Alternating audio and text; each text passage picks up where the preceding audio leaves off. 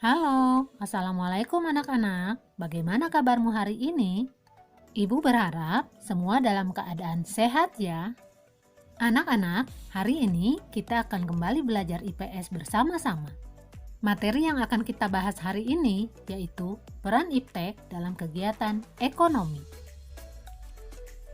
Tujuan pembelajaran kali ini, pertama, memberikan contoh dampak positif dan dampak negatif dari perkembangan IPTEK.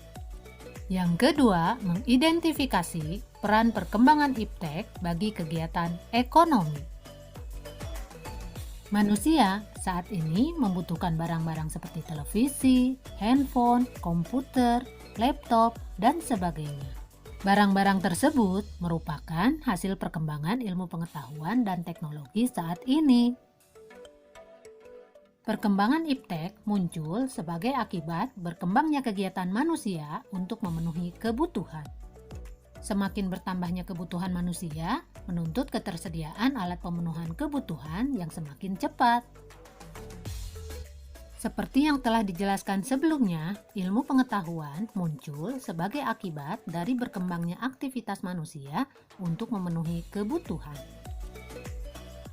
Ilmu pengetahuan dan teknologi dapat diartikan sebagai suatu ilmu yang berorientasi pada pemenuhan kebutuhan manusia. Perkembangan IPTEK saat ini membawa manfaat yang luar biasa bagi kemajuan peradaban umat manusia. Pesatnya perkembangan IPTEK dapat dilihat dengan semakin bermunculan teknologi canggih yang dapat membantu aktivitas manusia. Perkembangan IPTEK dapat memfasilitasi kegiatan usaha semakin lancar sehingga dapat menimbulkan kesejahteraan bagi masyarakat. Namun demikian, berkembangnya IPTEK memberikan dampak positif dan dampak negatif. Apa saja dampak positif dan dampak negatif dari perkembangan IPTEK? Mari kita ikuti pembahasan selanjutnya.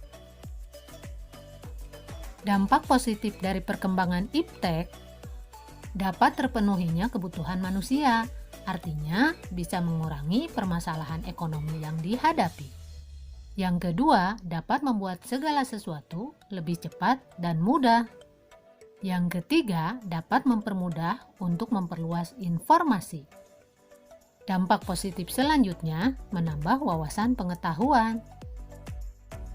Sementara dampak negatif dari perkembangan IPTEK, yang pertama dapat mempengaruhi pola pikir masyarakat yang negatif jika informasi yang diperoleh melalui internet berisi tentang segala hal yang bersifat negatif.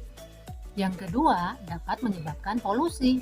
Semakin banyak masyarakat menggunakan hasil perkembangan IPTEK, misalnya kendaraan bermotor, maka pencemaran akan semakin bertambah. Yang ketiga, dapat membuat orang semakin malas. Sebagai contoh, siswa setiap saat hanya memegang HP dan melupakan kewajiban sebagai siswa untuk belajar. Dampak negatif selanjutnya dapat menimbulkan kerusakan lingkungan alam sebagai akibat semakin banyak limbah industri yang dibuang oleh perusahaan industri. Nah, sekarang bagaimana peran IPTEK dalam menunjang kegiatan ekonomi? Dalam kegiatan produksi, IPTEK dapat menunjang kegiatan produksi, terutama kebutuhan akan mesin-mesin produksi dan bahan baku untuk produksi. Sementara dalam kegiatan distribusi, IPTEK dapat memberikan kemudahan distribusi barang, memperlancar distribusi barang, dan mempercepat barang sampai ke tangan konsumen.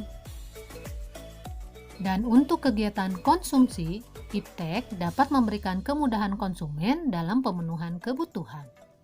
Konsumen dengan cepat dan mudah memperoleh barang yang dibutuhkan. Kita tahu bahwa perkembangan IPTEK tidak akan berhenti sampai di sini saja, karena akan terus-menerus berkembang. Oleh karena itu, kita harus belajar yang rajin anak-anak, agar kita bisa memanfaatkan IPTEK dengan sebaik-baiknya dalam bidang apapun. Nah, anak-anak sudah paham ya mengenai peran IPTEK dalam kegiatan ekonomi? Sampai di sini dulu pertemuan kita kali ini. Kita akan kembali bertemu pada pembahasan materi selanjutnya. Wassalamualaikum warahmatullahi wabarakatuh.